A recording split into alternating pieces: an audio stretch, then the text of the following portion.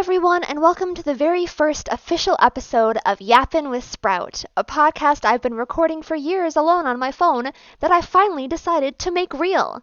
This series is going to focus on a plethora of things I want to rant about or yap about, hence the name. However, today I want to specifically talk about Battle for Dream Island. If you don't know what Battle for Dream Island is, I heavily recommend you go watch it. It is long and very silly and fever dreamish at the beginning, but recent episodes are absolutely peak. You should definitely go watch it. For those who do know the show, today I want to very specifically talk about the newest episode, BFDI 18, Airplanes in the Night Sky.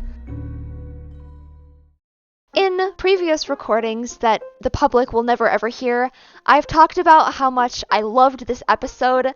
However, I'll dig into it just a little more for the sake of the actual recording. Going into Teapot, I've gotten used to the more serious tone, but thinking back on BFDIA, I've always kind of assumed it would be the sillier side of the season, the sillier aspect of the show. So you can imagine my surprise when watching this episode. I'm absolutely loving where everyone's different character arcs are taking them and getting to see how much each of their strengths and weaknesses were highlighted in this episode. Even if it was just Fries messing around, it was so great. Needle is probably my biggest obsession right now. It's just, she's come out of nowhere. I liked her throughout certain aspects of the story, and I always felt like she was a very sensible character, but everything in me after this episode wants to see her succeed so badly, and I desperately hope that she does not get eliminated next episode. She's such a girl boss, and honestly, out of everybody in the show, right now in the competition, I hope she wins the most. But that's not specifically what I want to focus on today. I could sit here and list all about my opinions on the show and what they're doing with certain characters, but for my first video, I thought it would be fun to speak entirely about Pin.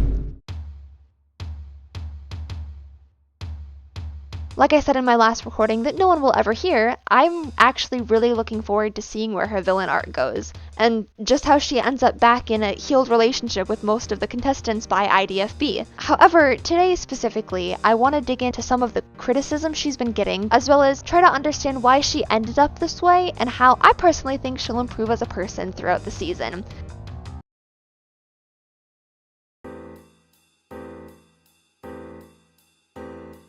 Pin actually reminds me a lot of Balloon from Inanimate Insanity. They both make mistakes in being overzealous during the first season, try to make up for it in the next few, and then are harassed relentlessly because of said mistakes by someone who just won't leave them alone. Cough cough, free smart Nickel, cough cough. The only difference is that Nickel and Balloon actually repair their relationship by the end of the show, while Pin gets almost no sympathy for what everyone put her through at all. The reason she finally snapped isn't just because of the swing incident, it's because Free Smart quite literally removed her limbs and her ability to speak, and no one cared besides Coiny. Now you wish you hadn't stopped us from going to Match's dance party, huh? Sure, the swing incident may have been a part of it, which I see people mentioning quite frequently, but there's more to the situation than just that. She's been harassed and belittled the whole season, even after she regained most of her normality back, and she's clearly been holding a grudge since then. The Coiny betrayal wasn't random. It wasn't a sudden show of aggression we've never seen before. She's been leading up to this ever since BFDIA 14.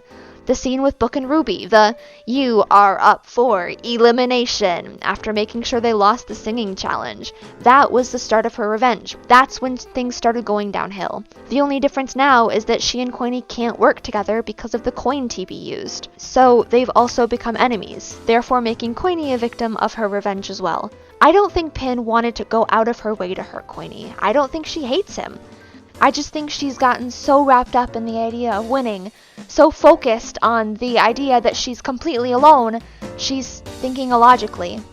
Which actually reminds me a lot of Golf Ball. Woo! Segue into another character I really love! GB in the first season was eliminated because of someone else's mistake. In her eyes, if they had listened to her plan or if she hadn't relied on her other teammates, they might have won. And if they won, she wouldn't have been up for elimination in the first place.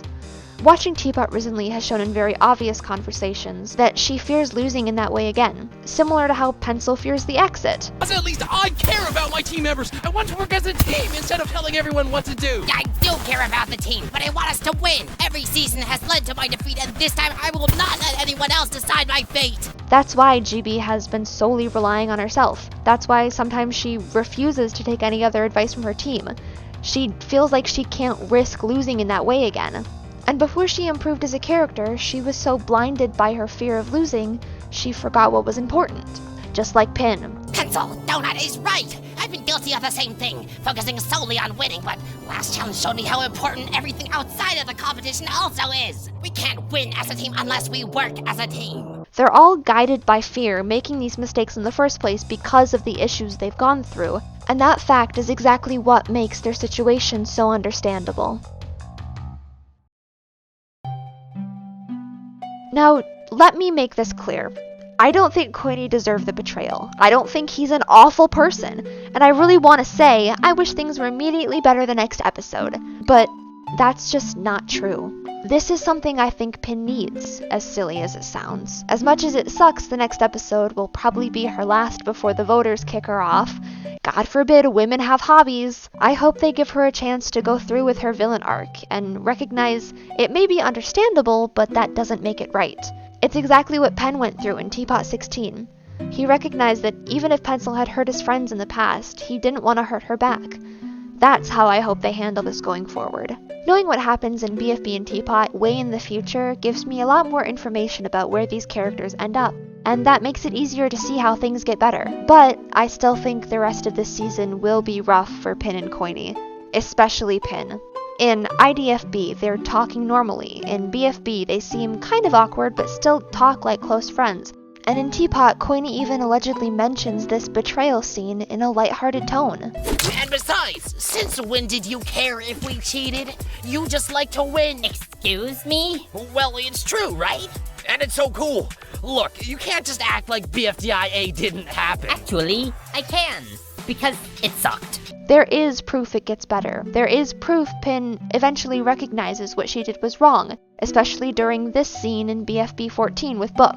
I actually know how you feel. It's hard to patch things up after you've hurt people, even once you learn that you should try. But in a situation like this, I think it's best to think about what they want instead of what you want. However, whatever that growth is might not happen for a while, and I think I'm okay with that. In fact, I might even prefer it, giving her time to process the things that have happened to her, to let out her anger, and not only seek the revenge she wants so badly, but also recognize how much it's hurting her as well, would be great growth for her character. And as someone who adores Pin more than anything in the world, I really hope she gets that.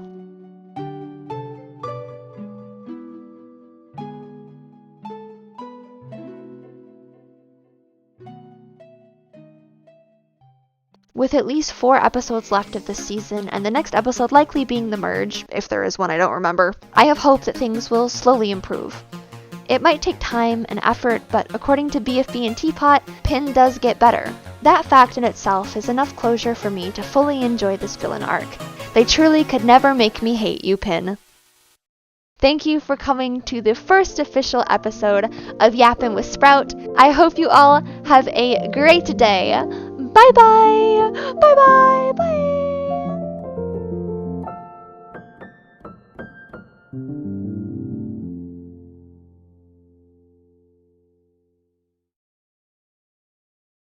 Pillow socks.